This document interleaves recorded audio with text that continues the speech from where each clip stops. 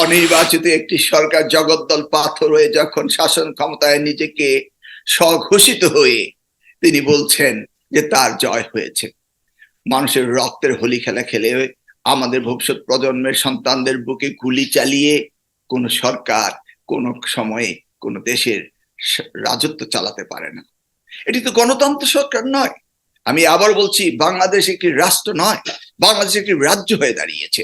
এই রাজ্য দখল করতে হবে। তিনি পালিয়ে যাননি, তাহলে ওনার মুখে এসছে যে ওনার পালিয়ে যাওয়ার কথা ছিল। আজকে একটি সরকারকে পালিয়ে যেতে হবে, এই ধরনের চিন্তা চেতনা কেন আসলো?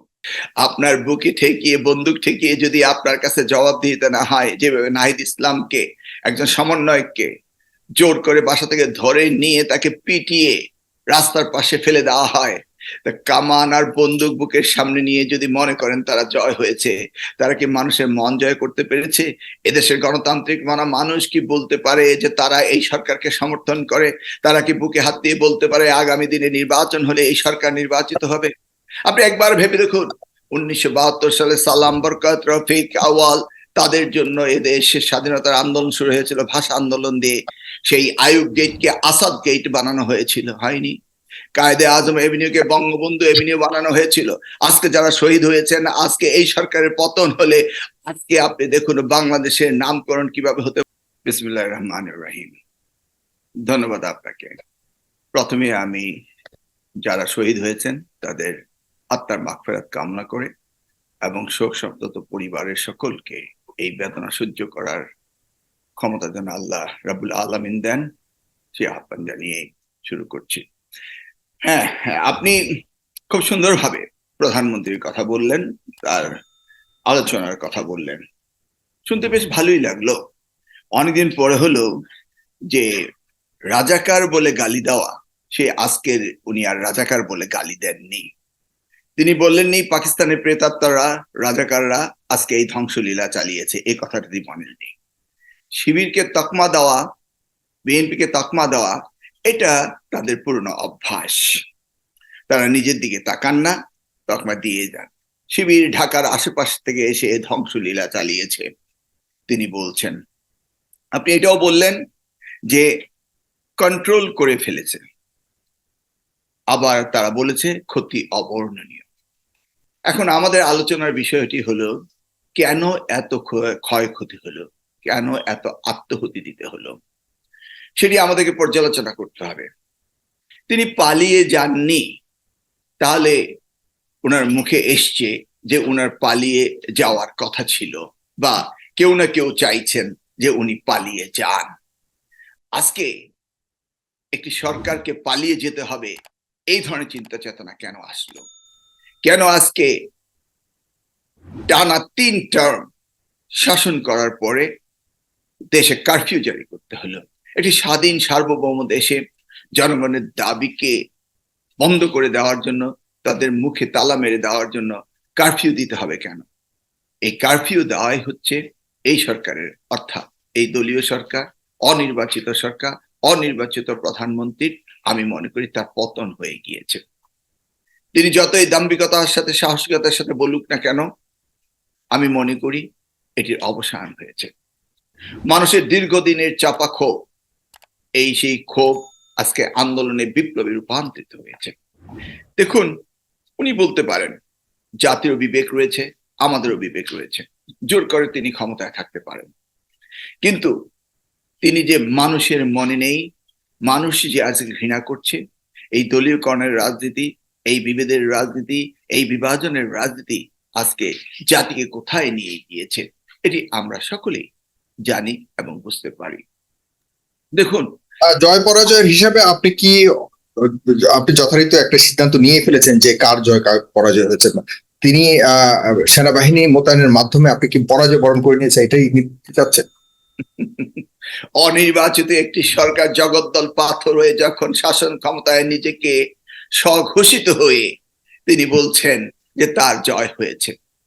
মানুষের রক্তের হোলি খেলা খেলে আমাদের ভবিষ্যৎ প্রজন্মের সন্তানদের বুকে গুলি চালিয়ে কোন সরকার কোন সময়ে কোন দেশের রাজত্ব চালাতে পারে না। এটি তো গণতন্ত্র সরকার নয়। আমি আবার বলছি, বাংলাদেশ একটি রাষ্ট্র নয়, বাংলাদেশ একটি রাজ্য হয়ে দাঁড়িয়েছে। এই রাজ্য দখল করতে হবে। ঠিক আছে, কিন্তু আজকে তো সেনাবাহিনীর প্রধানও বলেছে পরিস্থিতি সম্পূর্ণভাবে নিয়ন্ত্রণে চলে এসেছে এবং সরকার প্রধানও একই কথা বলেছে। আপনি কি মনে করেন কেন নিয়ন্ত্রণে এসছে? আপনার বুকে ঠেকিয়ে, বন্দুক ঠেকিয়ে যদি আপনার কাছে জবাবদিহিতা না হয়, যেভাবে নাহিদ ইসলামকে, একজন সমন্বয়ককে জোর করে বাসা থেকে ধরে নিয়ে তাকে পিটিয়ে রাস্তার পাশে ফেলে দেওয়া হয়, কামান আর বন্দুক বুকের সামনে নিয়ে যদি মনে করেন তারা জয় হয়েছে, তারা কি মানুষের মন জয় করতে পেরেছে? এদেশের গণতান্ত্রিক মানা মানুষ কি বলতে পারে যে তারা এই সরকারকে সমর্থন করে? তারা কি বুকে হাত দিয়ে বলতে পারে আগামী দিনে নির্বাচন হলে এই সরকার নির্বাচিত হবে? আপনি একবার ভেবে দেখুন, 1972 সালে সালাম, বরকত, রফিক, আওয়াল, তাদের জন্য এদেশের স্বাধীনতার আন্দোলন শুরু হয়েছিল ভাষা আন্দোলন দিয়ে। সেই আইয়ুব গেটকে আসাদ গেট বানানো হয়েছিল, হয়নি? কায়েদে আজম এভিনিউকে বঙ্গবন্ধু এভিনিউ বানানো হয়েছিল। আজকে যারা শহীদ হয়েছেন, আজকে এই সরকারের পতন হলে আজকে আপনি দেখুন বাংলাদেশের নামকরণ কিভাবে হতে পারে। সেটা পতন হলো, কিন্তু ডক্টর এহসান লোকমান, আপনার কাছে আপাত দৃষ্টিতে আমি একটু জানতে চাচ্ছি যে আপনার দৃষ্টিতে কি আসলে এই পরিস্থিতির, চলমান পরিস্থিতির অবসান হয়েছে বলে কি আপনি মনে করেন কি?